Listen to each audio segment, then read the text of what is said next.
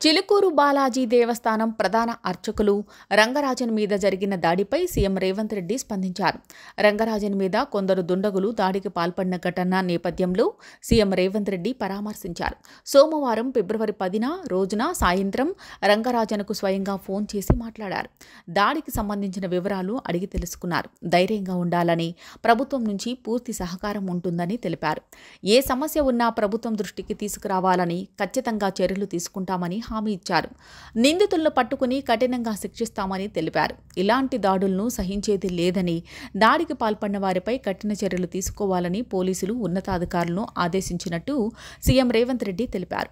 ఈ క్రమంలోనే పాదయాత్ర సమయంలో చిలుకూరు వెంకటేశ్వర స్వామి ఆశీర్వాదం తీసుకుంటున్నట్టు గుర్తు చేసుకున్న సీఎం రేవంత్ రెడ్డి వీలు చూసుకుని త్వరలోని ఆలయానికి వస్తానని తెలిపారు.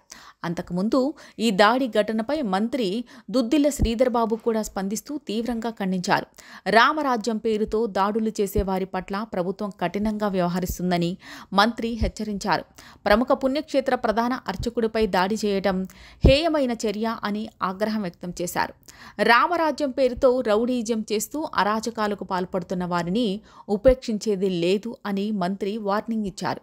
రాముడి పేరును బగ్దాం చేస్తూ అరాచక, అనాగరిక కార్యక్రమాలకు పాల్పడటం దుర్మార్గమన్నారు.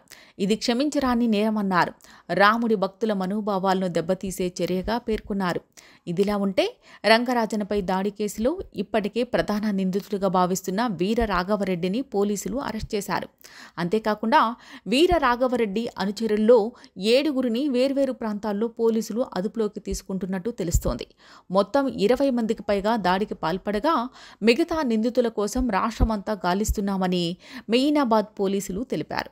మరోవైపు రంగరాజన్ మీద జరిగిన దాడిపై ఇప్పటికే బీఆర్ఎస్ వర్కింగ్ ప్రెసిడెంట్ కేటీఆర్, కేంద్ర మంత్రి Bandi Sanjay Kumar, AP deputy CM Pawan Kalyan లాంటి రాజకీయ ప్రముఖులు స్పందించారు. కేటీఆర్తో పాటు పలువురు బీఆర్ఎస్ నేతలు స్వయంగా వెళ్లి రంగరాజన్ను పరామర్శించారు. దాడి వివరాలు అడిగి తెలుసుకున్నారు. ఏమాత్రం భయపడవద్దని, తాము అండగా ఉంటామని ధైర్యం చెప్పారు.